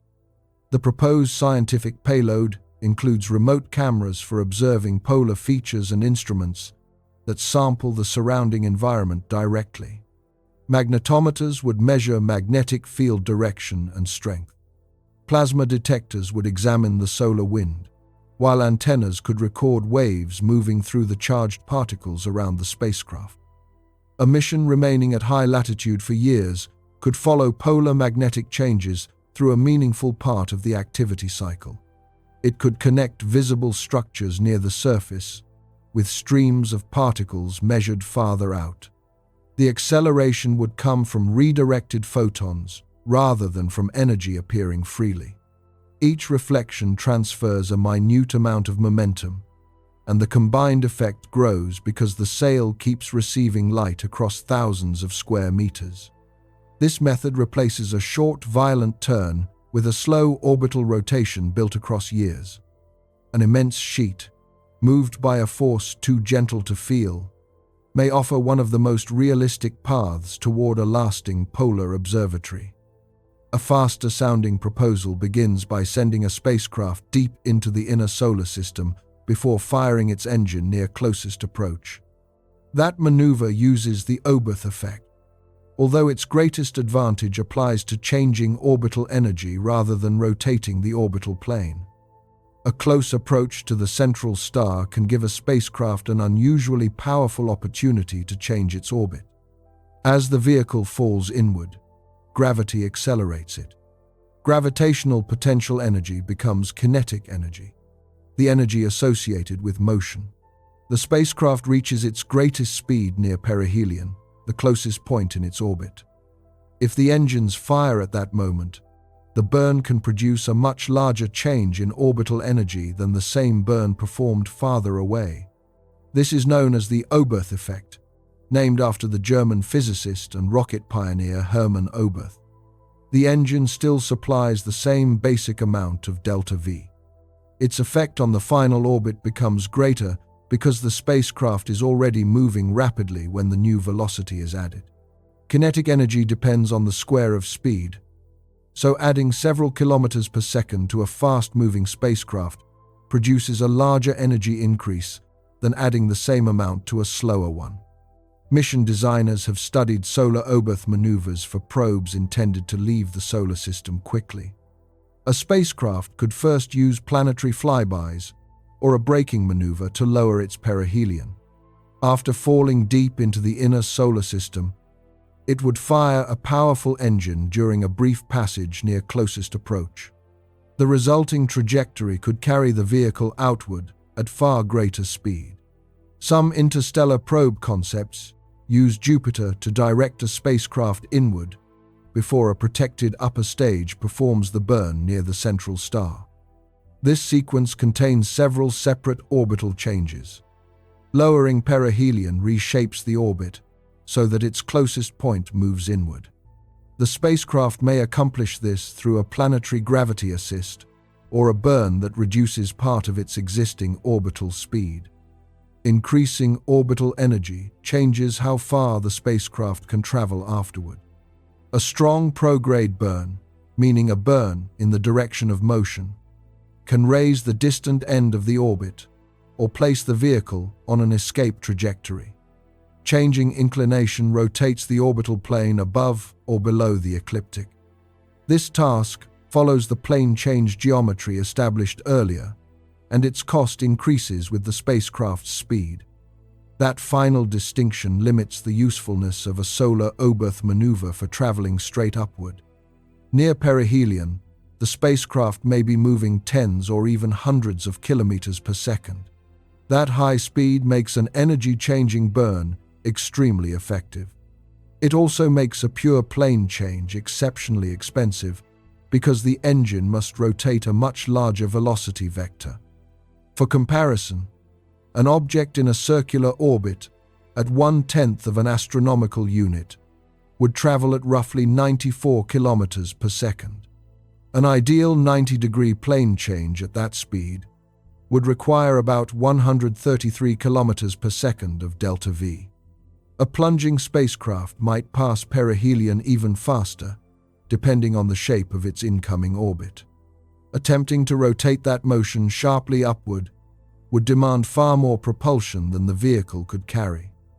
A perihelion burn could still contribute to a high-inclination mission.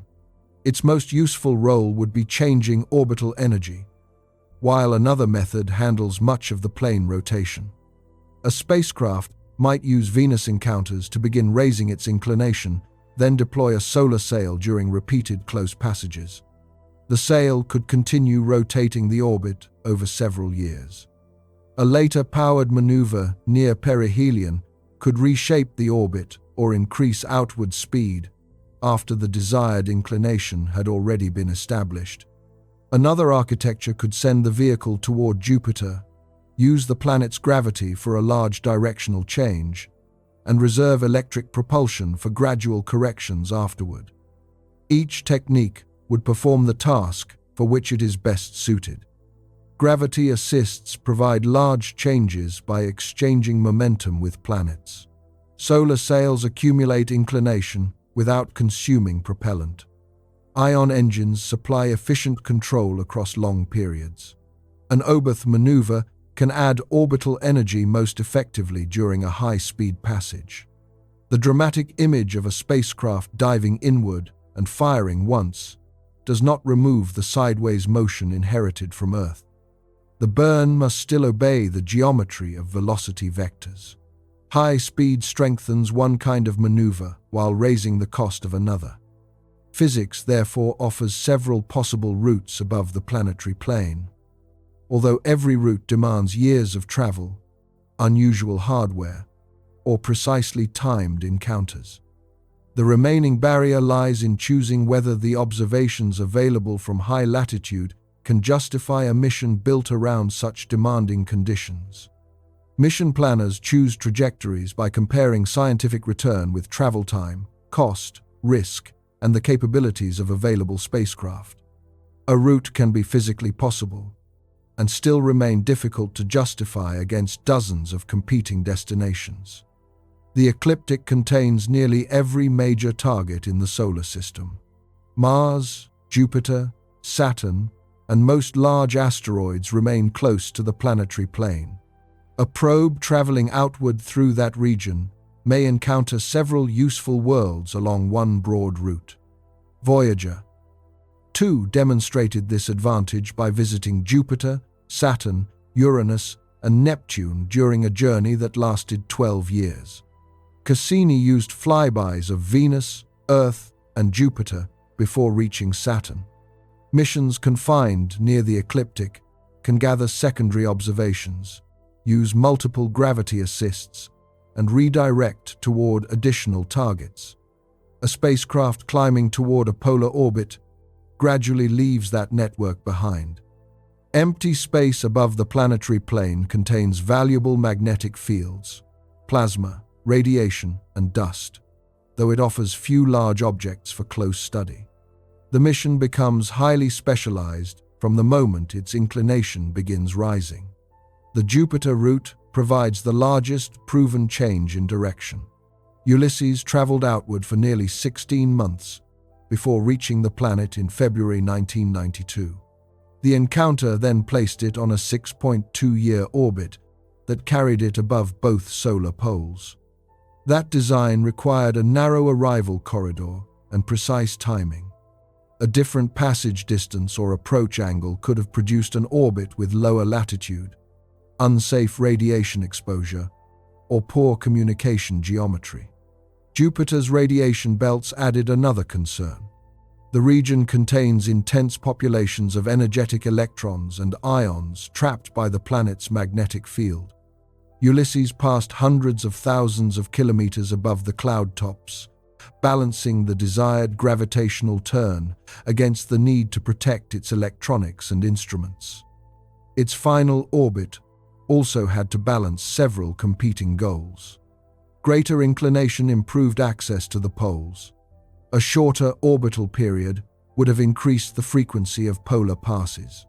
Remaining closer to the central star could have strengthened scientific measurements and communication. No single trajectory maximized all of these conditions. Ulysses reached slightly more than 80 degrees of heliographic latitude and spent limited periods above 70 degrees during each orbit. It then traveled far outward before returning for another survey. The Venus route accepts a smaller inclination in exchange for closer observation. Solar Orbiter uses repeated encounters rather than one dramatic deflection. Each flyby increases the angle by a manageable amount, while the spacecraft remains in the inner solar system. This approach preserves detailed imaging. At perihelion, Solar Orbiter can operate near 0.29 astronomical units, close enough for its cameras and spectrometers to resolve structures far smaller than Ulysses could have studied from its distant polar passages. The mission plan aims for an inclination near 24 degrees after the planned December 24, 2026 Venus flyby. Possible extended operations could raise the angle toward 33 degrees. Those values reflect a balance among available encounters, mission lifetime, thermal limits, and the scientific value of each additional degree. Solar sails could eventually reach much steeper inclinations while avoiding enormous propellant demands. Their challenges begin before the spacecraft leaves Earth. A sail covering several thousand square meters must unfold without tearing, tangling, or bending into an unusable shape. Its material must remain extremely light while surviving years of ultraviolet radiation, charged particle impacts, and repeated heating. Attitude control must keep the sail at the correct angle to the incoming light. A small pointing error maintained over months could alter the final orbit substantially. The support structure must also prevent vibrations from interfering with cameras and other sensitive instruments. Communication becomes harder as the orbit rises and changes orientation.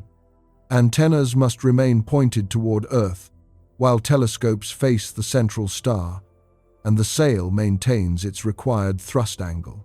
These demands compete for the spacecraft's orientation. Long missions also multiply ordinary engineering risks. Reaction wheels can wear, electronic components can degrade, and protective coatings can change after years of radiation exposure. A mechanism that works during ground testing must remain reliable after launch and throughout thousands of orbital adjustments. Funding agencies weigh these risks against missions to planets, moons, comets, and asteroids. A planetary probe may return images of unfamiliar terrain, measure an atmosphere directly, and study several targets during one journey. A polar observatory offers specialized measurements whose greatest value may emerge only after years of continuous data. Solar Orbiter represents a deliberate compromise shaped by these constraints.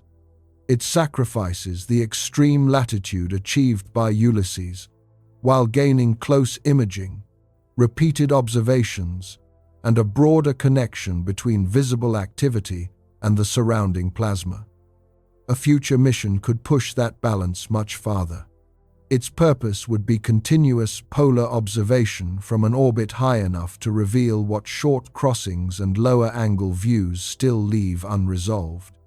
A future polar observatory would probably begin its journey in the same crowded plane it was designed to leave. A conventional rocket could place the spacecraft on a low-inclination path near Earth. The vehicle would initially share almost all of Earth's 29.8 km/s motion around our star, just as every earlier interplanetary probe had done. Several Earth or Venus encounters could then reshape the orbit and lower its perihelion.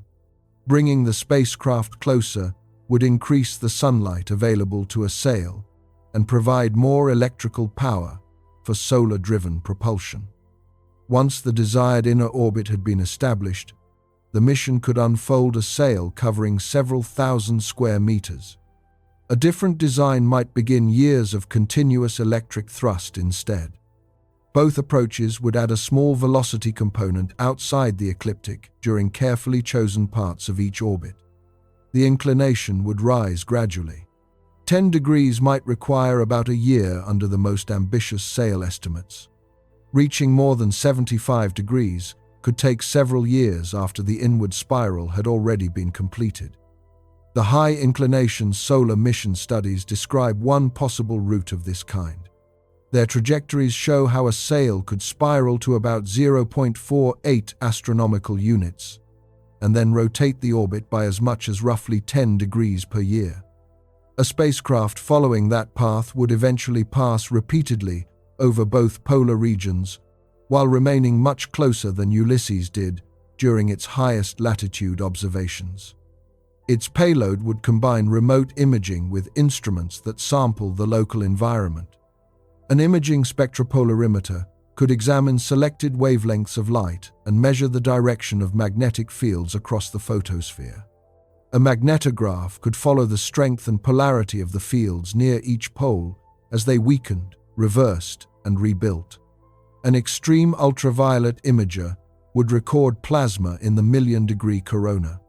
A visible light coronagraph would block the bright central disk, allowing the instrument to observe faint structures spreading outward through the surrounding atmosphere. Farther from the surface, a heliospheric imager could track clouds and streams of plasma moving through interplanetary space. These images would help connect events near the poles with disturbances measured days or weeks later at greater distances. Plasma instruments could count charged particles and measure their speed, temperature, and composition. Magnetometers, mounted away from the main spacecraft body, would record the local magnetic field without excessive interference from onboard electronics. Energetic particle detectors could measure material accelerated during eruptions and particles arriving from beyond the heliosphere. Plasma wave antennas would listen for electrical and magnetic oscillations moving through the surrounding charged gas. A dust detector could count microscopic impacts as the spacecraft climbed away from the ecliptic.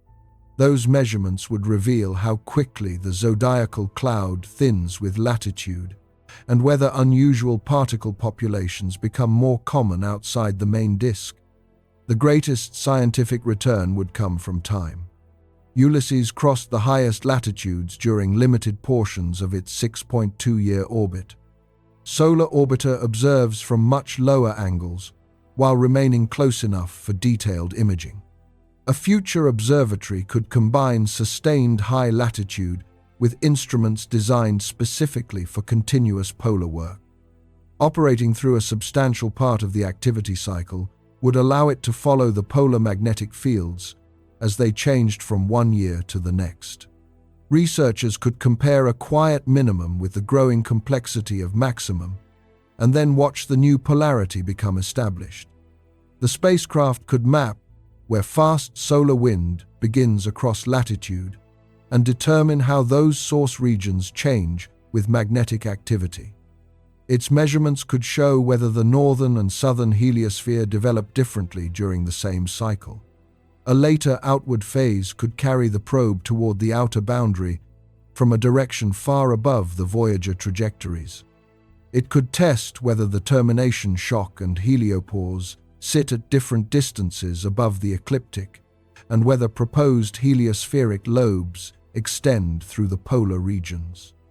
No single photograph would show the completed solar system from above.